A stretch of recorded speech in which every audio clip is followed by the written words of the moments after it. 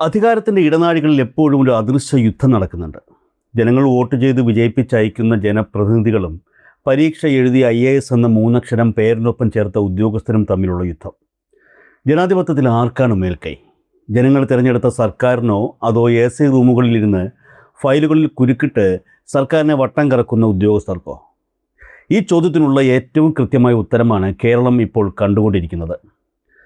സംസ്ഥാന സർക്കാരിൻ്റെ നയങ്ങളെയും ഭരണ നേതൃത്വത്തെയും പരസ്യമായി വെല്ലുവിളിച്ച അശോക് ഉൾപ്പെടെയുള്ള IAS ഉദ്യോഗസ്ഥരുടെ സസ്പെൻഷൻ കേവലം ഒരു അച്ചടക്ക നടപടിയല്ല, അതൊരു സന്ദേശമാണ്. ജനാധിപത്യ വ്യവസ്ഥിതിയിൽ അന്തിമ വാക്ക് ജനങ്ങളുടേതാണെന്ന കൃത്യമായ സന്ദേശം. ഇതൊരു സാധാരണ സസ്പെൻഷൻ കഥയല്ല. ഭരണയന്ത്രത്തിനകത്ത് ഒളിച്ചിരുന്ന് ഭരണകൂടത്തെ തന്നെ അട്ടിമറിക്കാൻ ശ്രമിച്ച ഒരുപറ്റം ഉദ്യോഗസ്ഥരുടെ ഗൂഢാലോചനയുടെ കഥയാണ്. നമുക്കൊരു ചെറിയ ഉദാഹരണത്തിൽ നിന്ന് തുടങ്ങാം. വളരെ ലളിതമായ എന്നാൽ ആർക്കും പെട്ടെന്ന് മനസ്സിലാക്കുന്ന ഒരു താരതമ്യം. കേരളത്തിലെ മാധ്യമ രംഗത്ത് ഏറ്റവും കൂടുതൽ ചർച്ച ചെയ്യപ്പെടുന്ന ഒരു വാർത്താ ചാനലാണല്ലോ ഏഷ്യാനെറ്റ് ന്യൂസ്. ബിനു വി ജോണിൻ്റെയും സിന്ധു സൂര്യകുമാറിൻ്റെയും PG സുരേഷ് കുമാറിൻ്റെയും അനൂപ് ബാലചന്ദ്രനെയും ഒക്കെ മലയാളികൾക്ക് നന്നായി അറിയാം. ഒരു നിമിഷം നിങ്ങളിങ്ങനെ ഒന്ന് സങ്കല്പിച്ച് നോക്കുക. ഏഷ്യാനെറ്റ് ന്യൂസിൽ ജോലി ചെയ്തുകൊണ്ടിരിക്കുന്ന സമയത്ത് തന്നെ ബിനു വി ജോൺ നാളെ മറ്റൊരു വാർത്താ ചാനൽ പോയിരുന്ന് തൻ്റെ മേലുദ്യോഗസ്ഥയായ സിന്ധു സൂര്യകുമാറിനെതിരെ രൂക്ഷമായ ആരോപണങ്ങൾ ഉന്നയിക്കുന്നു. സിന്ധു സൂര്യകുമാറിന് പണി അറിയില്ലെന്നും അവർ ഒന്നിനും കൊള്ളാത്തവളാണെന്നും അവരുടെ കുടുംബത്തിൽ മുഴുവൻ പ്രശ്നങ്ങളാണെന്നും അദ്ദേഹം പരസ്യമായി വിളിച്ചു പറയുന്നു എന്ന് കരുതുക. അതോടൊപ്പം PG സുരേഷ് കുമാർ മറ്റൊരു വേദിയിൽ പോയി ബിനു വി ജോണിന് 5 പൈസയുടെ വിവരമില്ലെന്നും അയാൾ വലിയൊരു തട്ടിപ്പുകാരനാണെന്നും പ്രഖ്യാപിക്കുന്നു. ഇതിനു പിന്നാലെ അനൂപ് ബാലചന്ദ്രൻ വന്ന് PG സുരേഷ് കുമാറിൻ്റെ അഹങ്കാരമാണ് ഏഷ്യാനെറ്റ് ന്യൂസിലെ തകർച്ചയ്ക്ക് കാരണമെന്ന് മറ്റൊരു ചാനലിലൂടെ ആക്ഷേപിക്കുന്നു. ഇത്തരം ഒരു അസാധാരണമായ സാഹചര്യം ഉണ്ടായാൽ ഏഷ്യാനെറ്റ് ന്യൂസിൻ്റെ മാനേജ്മെൻറ്റ് എന്തായിരിക്കും ചെയ്യുക? അതല്ലെങ്കിൽ മറ്റേതെങ്കിലും ഒരു സ്വകാര്യ സ്ഥാപനത്തിൻ്റെ മാനേജ്മെൻറ്റ് ആണെങ്കിൽ കൂടി എന്തായിരിക്കും പ്രതികരണം? ബിനു വി ജോണിനെയോ PG സുരേഷ് കുമാറിനെയോ അനൂപ് ബാലചന്ദ്രനെയോ അവർ സസ്പെൻഡ് ചെയ്യാൻ പോലും നിൽക്കാതെ അന്നു തന്നെ പടി ഇറക്കി വിടുകയല്ലേ ചെയ്യുക?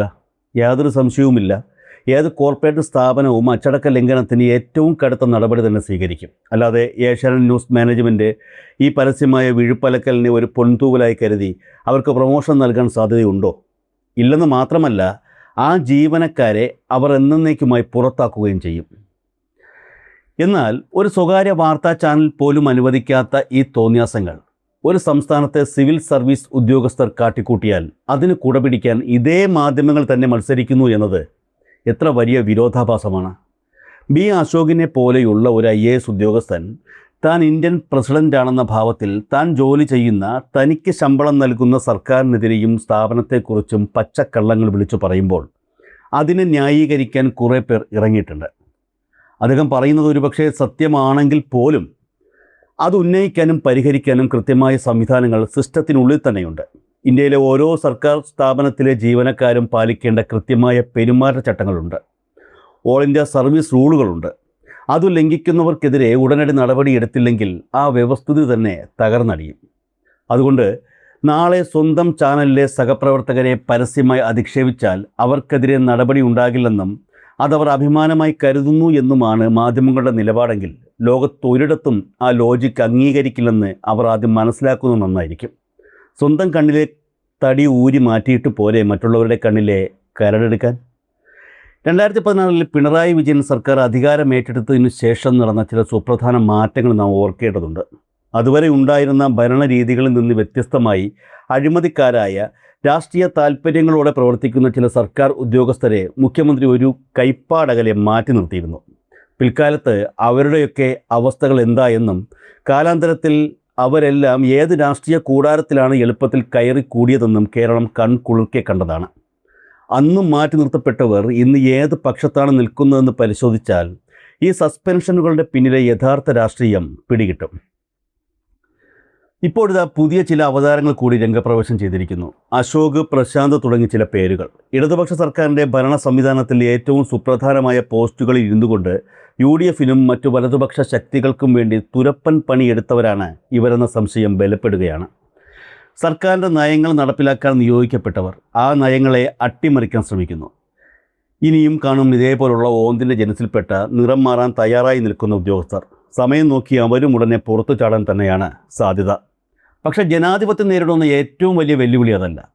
ഒരു സർക്കാരിൻ്റെ പ്രധാനപ്പെട്ട സ്ഥാപനങ്ങളിൽ ഇരുത്തി സർക്കാരിൻ്റെ നയങ്ങൾക്കനുസൃതമായി ചുമതലകൾ നടപ്പിലാക്കാൻ ഉത്തരവാദിത്വം ഏൽപ്പിച്ച ഈ ഉദ്യോഗസ്ഥർ അവിടെ ഇരുന്ന് സർക്കാരിൻ്റെ നയനിലപാടുകൾക്ക് വിരുദ്ധമായി എത്രയധികം രഹസ്യ അട്ടിമറികൾ നടത്തി കാണും എന്നതാണ് നമ്മൾ ഗൗരവമായി ആലോചിക്കേണ്ട വിഷയം. ജനങ്ങൾ തിരഞ്ഞെടുത്ത ഒരു സർക്കാരിൻ്റെ എത്ര രഹസ്യ സ്വഭാവമുള്ള കോൺഫിഡൻഷ്യലായ ഫയലുകൾ സർക്കാർ പോലും അറിയാതെ ഇവർ പ്രതിപക്ഷത്ത് ഒളിച്ചു കടത്തി കൊടുത്തു കാണും. ഭരണത്തിലിരിക്കുന്ന സർക്കാരിനെ പ്രതിസന്ധിയിലാക്കാൻ ഇവർ എത്രത്തോളം ഗൂഢാലോചനകൾ സെക്രട്ടേറിയറ്റിൻ്റെ ഇടനാഴികളിൽ നടത്തിയിട്ടുണ്ടാകും. ഇതൊരു പുതിയ കാര്യമല്ല. കഴിഞ്ഞ ഉമ്മൻചാണ്ടി രമേശ് ചെന്നിത്തല സർക്കാരിൻ്റെ കാലത്ത് അന്നത്തെ ആഭ്യന്തരമന്ത്രിയായിരുന്ന ചെന്നിത്തലയുടെ മൗനാനുവാദത്തോടെ കേരള പോലീസിൽ വളരെ രഹസ്യമായി സംഖ്യവൽക്കരണം നടത്തിയ മുൻ DGP TP സെൻകുമാറിനെ നമ്മൾ കണ്ടതാണ്. വിരമിച്ച ശേഷം അദ്ദേഹം ഏത് പാളയത്തിലാണ് എത്തിയതെന്നും അദ്ദേഹം വമിപ്പിച്ച വിഷം എത്രത്തോളമായിരുന്നുവെന്നും കേരളം അനുഭവിച്ചറിഞ്ഞതാണ്. സെൻകുമാറിനെ പോലെ ഈ ഉദ്യോഗസ്ഥരൊക്കെ എത്രമാത്രം സർവീസ് മേഖലയിൽ രഹസ്യമായി സർക്കാർ വിരുദ്ധ ജനവിരുദ്ധ പ്രവർത്തനങ്ങളിൽ ഏർപ്പെട്ട് കാണും. സർവീസിലിരുന്ന് ജനങ്ങൾ നൽകുന്ന നികുതി പണത്തിൽ നിന്ന് സർക്കാരിൻ്റെ ശമ്പളം പറ്റുന്നവർ സർക്കാർ വിരുദ്ധ പ്രസ്താവനകൾ നടത്താൻ പാടില്ലെന്ന അടിസ്ഥാന സർവീസ് റൂളുകൾ കാറ്റിൽ പറത്തിയാണ് ഇവർ നിയമലംഘനം നടത്തിയിരിക്കുന്നത്. വാസ്തവത്തിൽ വെറുമൊരു സസ്പെൻഷനിൽ ഒതുക്കേണ്ടവരല്ല ഇവർ. ജനാധിപത്യത്തെയും ജനവിധിയെയും നോക്കുകുത്തിയാക്കിയ ഈ നിയമലംഘകരെ തെരുവിൽ തടഞ്ഞു നിർത്തി പരസ്യമായി ജനകീയ വിചാരണ ചെയ്യുകയാണ് വേണ്ടത്. വരുന്ന നിയമസഭാ തിരഞ്ഞെടുപ്പിൽ ഒരുപക്ഷെ UDF സർക്കാർ അധികാരത്തിൽ വരികയാണെങ്കിൽ അതിൽ ഇഷ്ടപദവി ലഭിക്കാനുള്ള ഇവരുടെ മുൻകൂർ ജാമ്യമെടുക്കലും കാലു തിരുമലുമാണ് ഇപ്പോൾ നാം ഈ പ്രസ്താവനകളിലൂടെ കണ്ടുകൊണ്ടിരിക്കുന്നത്. ഇടതുപക്ഷ സർക്കാരിനോട് എതിർപ്പുള്ള കോൺഗ്രസ് നേതാക്കളെയും വലതുപക്ഷ മാധ്യമങ്ങളെയും സുഖിപ്പിച്ച് ഭാവി സുരക്ഷിതമാക്കാനുള്ള വില കുറഞ്ഞ തന്ത്രം.